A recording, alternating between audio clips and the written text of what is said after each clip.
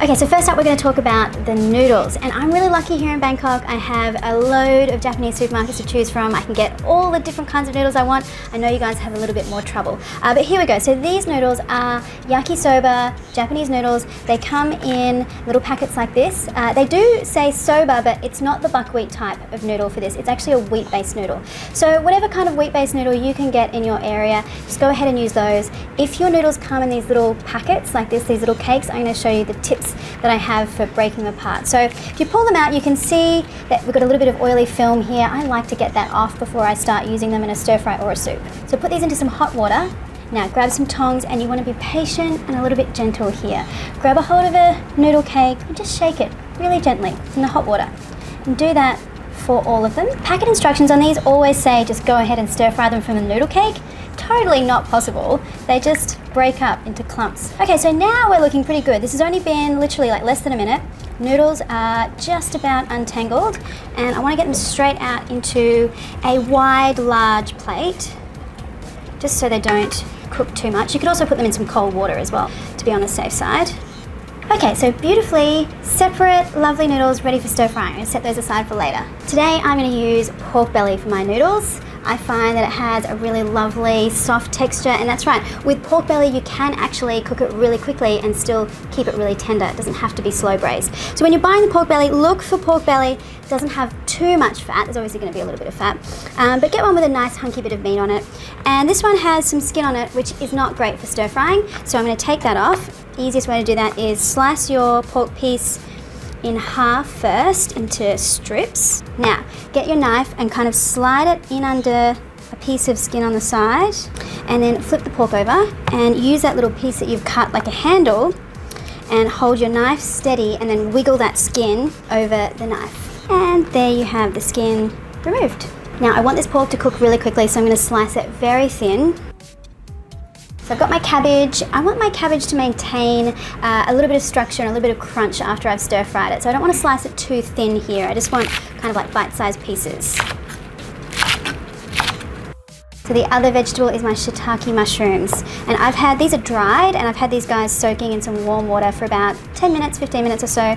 They're soft. I'm just going to squeeze them out. And then this center part, the stem, always with these dried mushrooms is just really firm and too tough to eat. So I cut those out and then just slice those up. And some spring onion. So I find with the spring onion, I like to stir fry the pale part at the beginning of my stir fry. It kind of lends more fragrance to the oil, and then the green part I like to add at the end. So I'm going to slice the pale part into quite coarse kind of pieces, rough pieces.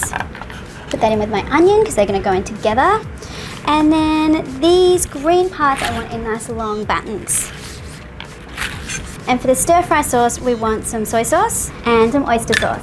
And then here are a couple of little surprise ingredients. So I've got some Worcestershire sauce and some ketchup.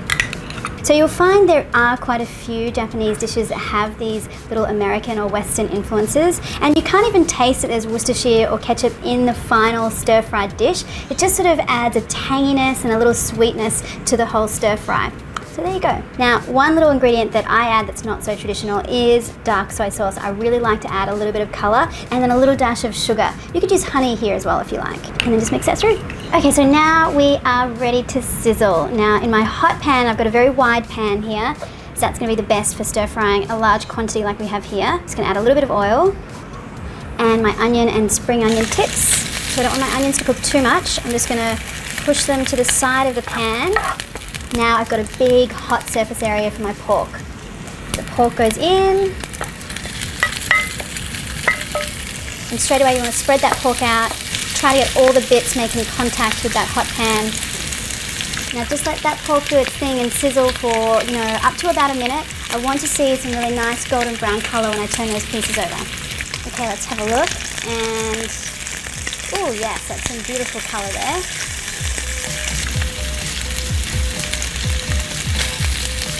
Toss everything together now. Now time for the carrot. It is in little strips, so it is going to cook pretty quickly, but it is the firmest of the vegetables we have, so it's going in first. Now once I can see that carrot wilting, now I'm going to get my cabbage in. Now give this a toss through, and I don't want to cook that cabbage too much. I still want some crunch there at the end. And now my shiitake mushrooms. And time for the noodles. Sauce goes on top. Look at all those beautiful earthy colours. Such a joyful, comforting kind of homey dish. Now just stir fry this and keep it moving in the pan. I kind of want the sauce to thicken ever so slightly so it just clings to each little strand of noodle and each little piece of pork.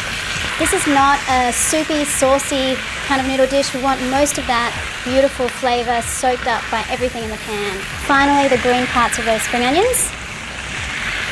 Quick toss through. And that is it, my friends. Look at those noodles.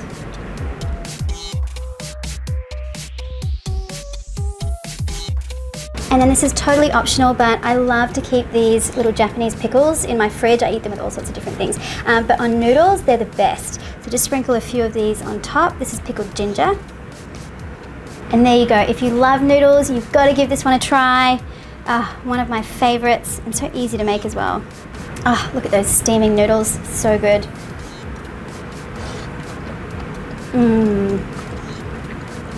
I love the tanginess in these, and like I said, you cannot taste specifically the ketchup or the Worcestershire sauce.